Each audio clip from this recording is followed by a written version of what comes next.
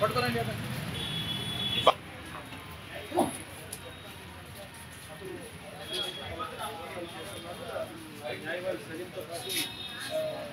ముద్దిగా పట్టుకొచ్చారు. మరి దుర్గారావుకి కూడా ఇక్కడ నుంచి డిస్ప్లేస్ చేశారు వాళ్ళు.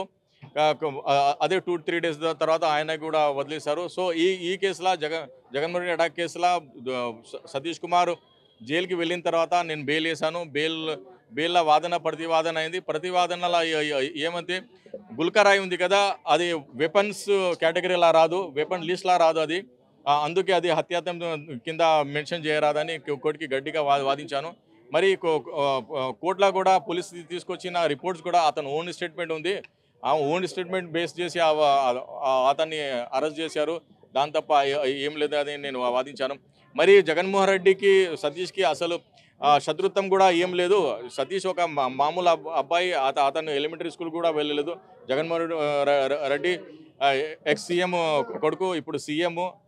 ఇతనికి అసలు కంపారిజన్ చేసి అసలు ఎక్కడ కూడా శత్రుత్వం ఎస్టాబ్లిష్ అవ్వదని కోర్టుకి నమ్మించాను.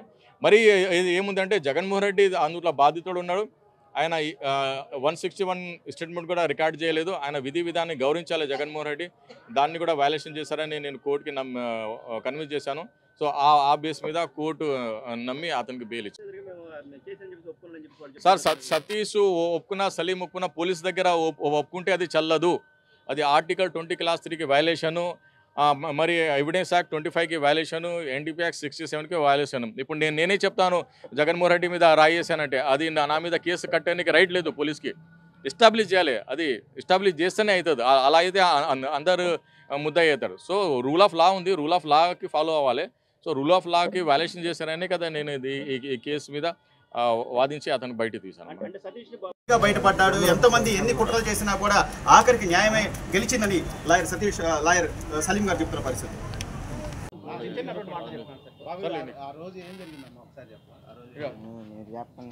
ఏం జరిగింది? 2 ముక్కలు చెప్పిన దాని తర్వాత కవర్ చేస్తాను. గట్టిగా చెప్పు.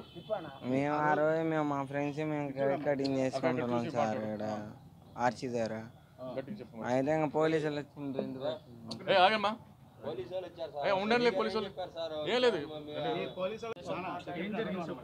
మాకు ఈ కేసుకి అయితే ఏం సంబంధం లేదు సార్. మేము కొట్టలేదు, మమ్మల్ని కావాలని ఇరికిచ్చారు. మేమైతే కొట్టలేదు.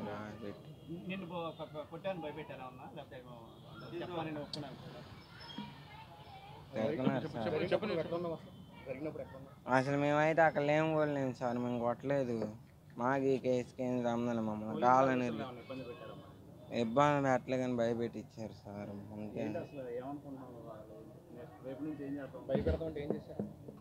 అంటే గన్ల దగ్గర పెట్టి భయపెట్టించారు సార్. అంతే.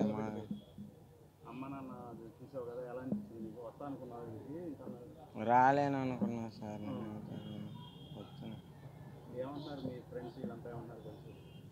బయటకు వచ్చావు కదా, మీ ఫ్రెండ్స్ అందరూ హ్యాపీగా ఉన్నారా?